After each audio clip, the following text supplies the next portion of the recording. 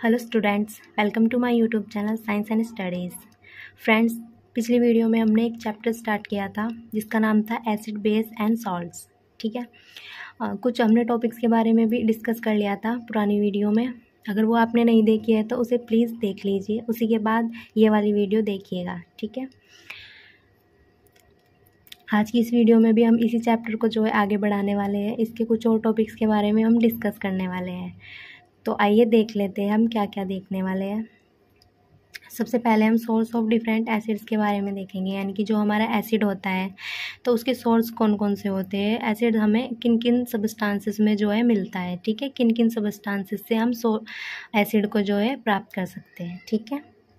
उसके बाद हम अरेनियस एसिड एंड बेस को भी देखेंगे। ठीक है, तो स्टार्ट करते हैं।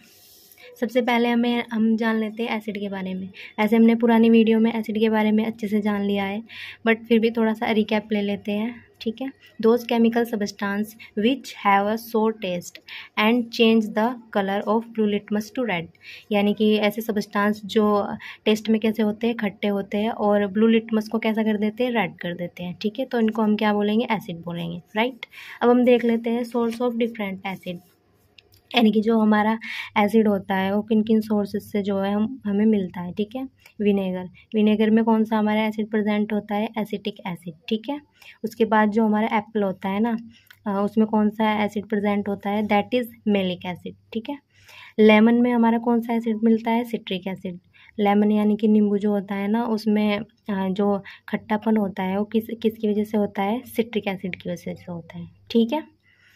नेक्स्ट देखते हैं टोमेटो में ऑक्जेलिक एसिड प्रेजेंट होता है। ठीक है। ग्रेप्स में कौन सा एसिड प्रेजेंट होता है, that is tartaric acid. Milk में कौन सा एसिड प्रेजेंट होता है, दैट इज़ लैक्टिक एसिड, यानी कि जो दूध से दही बनती है तो उसमें कौन सा एसिड की वजह से बनती है, दैट इज़ लैक्टिक एसिड। ठीक है। इतनी चीज़ आप याद रखेंगे। तो ये क्या है, हमारे सोर्स ऑफ एसिड्स है। फ्रेंड्स, ये जो हमारे एसिड्स है ये सभी ऑर्गेनिक एसिड्स है। ठीक है, यानी कि ये क्या होते हैं, हमें ऑर्गेनिकली मिल जाते हैं, तो इनको हम क्या कहेंगे, ऑर्गेनिक एसिड कहेंगे। दूसरे टाइप के जो हमारे एसिड्स होते हैं उनको हम मिनरल एसिड्स बोलते हैं। ठीक है, जैसे कि हाइड्रोक्लोरिक एसिड हो गया और नाइट्रिक एसिड हो गया, तो ये सब क्या होते हैं, मिनरल एसिड्स होते हैं, इनऑर्गेनिक एसिड्स होते हैं। ठीक है, तो इतनी चीज़ें आप याद रखेंगे। ये क्या है हमारे पास, ये सभी के सभी हमारे पास ऑर्गेनिक एसिड्स हैं। ठीक है, तो इतनी चीज़ आप याद रखेंगे। नेक्स्ट हमारा जो टॉपिक है that is Arrhenius acid. Arrhenius जो हमारे एक साइंटिस्ट थे, उन्होंने एसिड एंड बेस को सिंपली डिफाइन किया था, तो उसके according Arrhenius acid and Arrhenius base बोला जाता है। ठीक है, तो अरेनियस एसिड क्या होते हैं, अरेनियस के according the substance which release H+ ions in aqueous medium are called Arrhenius acid, यानी कि वे सब्सटेंस जो कि एक्वस मीडियम में क्या करते हैं, H+ आयन रिलीज करते हैं। ठीक है, तो उन सब्सटेंस को हम क्या बोलेंगे, अरेनियस एसिड बोलेंगे। ठीक है। एग्जाम्पल के लिए HCl that is hydrochloric acid, H2SO4 that is sulphuric acid, H2CO3 that is carbonic acid. ठीक है, तो ये जो हो गए हमारे एग्जाम्पल्स हो गए, इनको हम क्या बोलेंगे, अरेनियस एसिड बोलेंगे। ठीक है, तो यहाँ पर हम एक एग्जाम्पल देख लेते हैं। जब हम HCl यानी कि जो हमारा क्या है, एसिड है, उसको हम वाटर में डिसोसिएट करते हैं तो वह क्या करता है, अपने आयंस में टूट जाता है। ठीक है, तो यहाँ पर हमें क्या मिल रहा है, H+ आयन मिल रहा है ना, तो जो एक्वस मीडियम में हमें क्या दे रहे हैं, H+ आयन दे रहे हैं। ठीक है, HCl हमें यहाँ पर क्या दे रहा है, एक्वस मीडियम में H+ आयन दे रहा है, तो इनको हम क्या बोलेंगे, अरेनियस एसिड बोलेंगे। ठीक है, तो ये हो गया। नेक्स्ट है हमारा अरेनियस बेस। ठीक है, the substance which release OH ion in aqueous medium. ठीक है, दैट कॉल्ड अरेनियस एसिड, यानी कि एक्वस मीडियम में जो सब्सटेंस एक्वस मीडियम में OH आयन देते हैं, ठीक है, तो उनको क्या बोलेंगे, अरेनियस बेस बोलेंगे। ठीक है, तो ये सिंपली इसकी डेफिनेशन हो गई है। एग्जाम्पल के लिए देख लेते हैं, NaOH that is sodium hydroxide, CaOH का whole twice that is calcium oxide. तो ये दोनों इसके एग्जाम्पल हो गए। ठीक है, तो इतनी चीज़ आप याद रखेंगे। ऑलराइट, नेक्स्ट देख लेते हैं क्या है इसमें। ये जो हमारा सोडियम हाइड्रोक्साइड है, ठीक है, ये क्या है हमारे पास बेस है। तो जब इसको हम वाटर में डिसोसिएट करते हैं, ठीक है, तो ये क्या करता है अपने आयंस में टूट जाता है। ठीक है, हमें यहाँ पर क्या मिल रहा है आयंस में टूटने के बाद OH आयन मिल रहा है। ठीक है, एक्वस सोल्यूशन में। तो जो भी सब्सटेंस एक्वस सोल्यूशन में OH आयन रिलीज़ करते हैं उनको हम क्या बोलेंगे, अरेनियस के अकॉर्डिंग बेस बोलेंगे। ठीक है, इतनी चीज़ आपको क्लियर हो गई होगी।